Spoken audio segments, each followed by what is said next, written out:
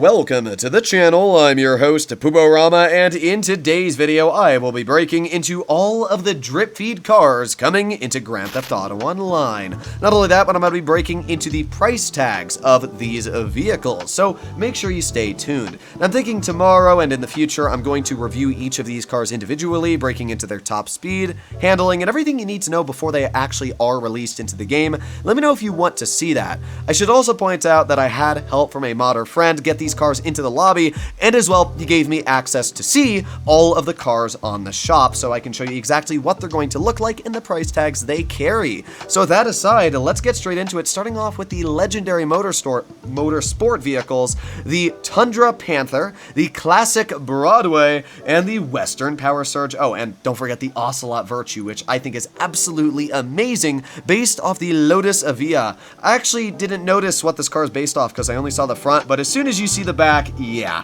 it's an awesome electric hypercar, I think it is. I have it in Forza 5, one of my favorite vehicles. It's ridiculous on top speed, so I guess we'll have to see how it performs in Grand Theft Auto Online. But it's a pretty cool vehicle. Now, we didn't actually take a look at the price tags, but I can tell you they're not going to be cheap. The Power Surge is $2.98 million without the trade price and $2.235 with, and the Panther is $2.17, the cheapest of the bunch being the Broadway at $925,000, because even the Power Surge is $1.6 million. Now, all of these vehicles are pretty cool, but two things I should point out. The Power Surge is an electric vehicle. Oh my god. Well, it's an electric motorcycle. Not really sure what to think about that. I'm not the biggest fan of electric motorcycles because I feel like the whole point of a Harley or, you know, a motorcycle is to get that big old noise they make. There's no noise coming out of it. It's just weird driving a motorcycle without any noise. I guess we'll have to see how it is on the lap time and handling. Seems pretty good on handling, especially because while a lot of cars that are electric are super heavy,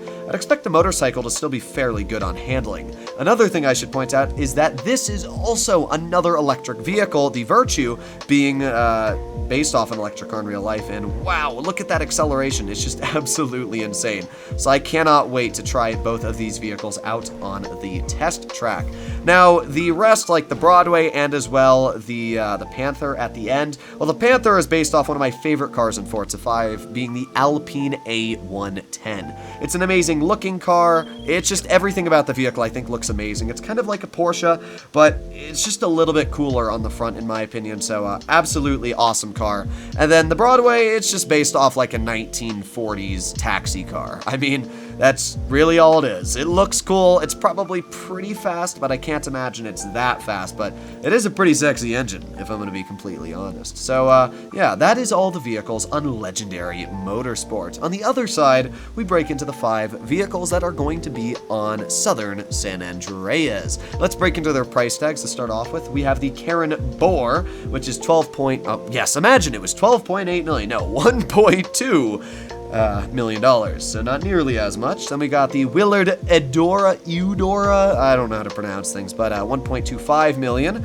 We got a Karen Hot Ring, I don't remember what the full name is, Everon, there you go. The Weenie Issy Rally, the Classe Tahoma Coupe. And that's all the vehicles. They're pretty cool, honestly, the majority of them. I think that the Boar is the one that intrigues me the most. Now, I don't want to get in this car. There you go. Because it's a pickup truck. Like, it's a Japanese vehicle, obviously, because it is Karen.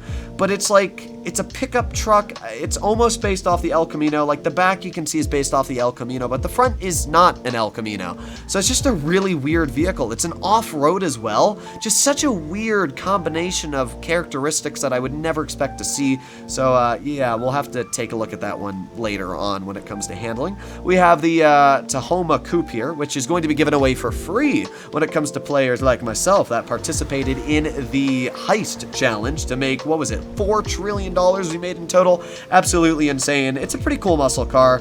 It's nothing crazy. A lot of people told me I think this was a Buick Regal, which, yeah, definitely looks like after taking a closer look. Yeah, I don't know. It looks cool. Probably not my personal favorite style, but hey, for free, who's gonna complain, right? We also have this here, which, well, the Eudora, again, I don't know how to pronounce it. Doesn't seem like it's going to be very fast. Seems like it's also based off maybe a Ford Thunderbird Model T, something like that, you know? It's definitely that classic Plymouth design with the fins on the back, Thunderbird design, something like that. the car looks great. Maybe it's a Plymouth Fury. I don't know. Some of you can let me know down in the comments down below. What I will say is the car looks great. I mean, it just reminds me of the 1950s, 1960s. The only problem with this vehicle is I just can't imagine anybody's ever going to be like, yeah, I want to pull this out of my garage. So I guess we'll have to see how it performs, but it's not going to be a fast vehicle. It is in the muscle class, though, and holy crap, is that a long car. I just realized that. Wait a second. Let me just line this vehicle up next to it. Let's just see the overall length of the shaft. Here we go. All right. Oh my god, the car is huge. It's got like another 3 feet on this thing. Oh my god. Now this is probably the most anticipated vehicle that I've been really looking forward to since I've seen it, which is the Hot Ring Everon. I mean, it's a freaking NASCAR truck. How can you not like this?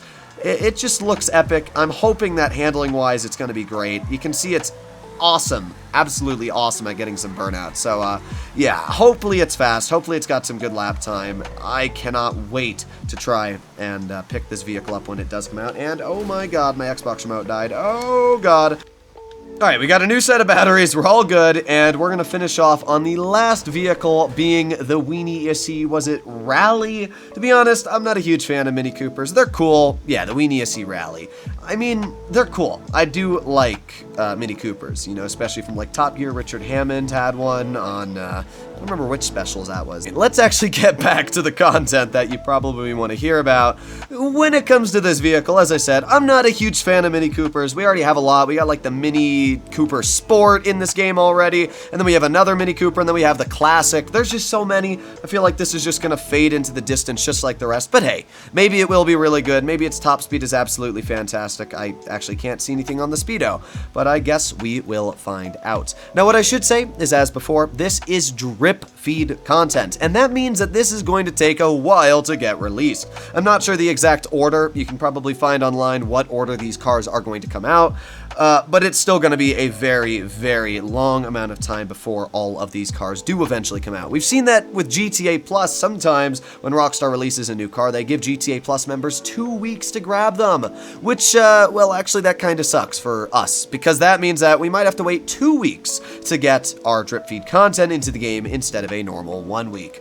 Either way, I know, it's a bit of a bummer, but that's kind of just how Rockstar is. When it comes to the price tags of all these vehicles, I'm actually not too surprised. I mean, yes, they're kind of expensive for some of these vehicles, you know, $2 million for the Panther, almost $3 million for a vehicle like the, what was it, the Virtue, but actually not too bad, especially because one Cayo Perico heist can make you like almost 1.5 million. So, yeah, there's not much when it comes to like inflation in this game. I'm actually not too mad at all about the price tags or anything like that. Let me know in the comments down below what you think. Now, as I said, I'm going to be making content on each of these cars every day this week. So let me know what cars you want to see content on first, but just keep in mind I'm going to make a video on every one, so it probably won't matter all too much. Hopefully you enjoyed today's video, and if you'd like to see more like it, please consider smashing that subscribe button down below.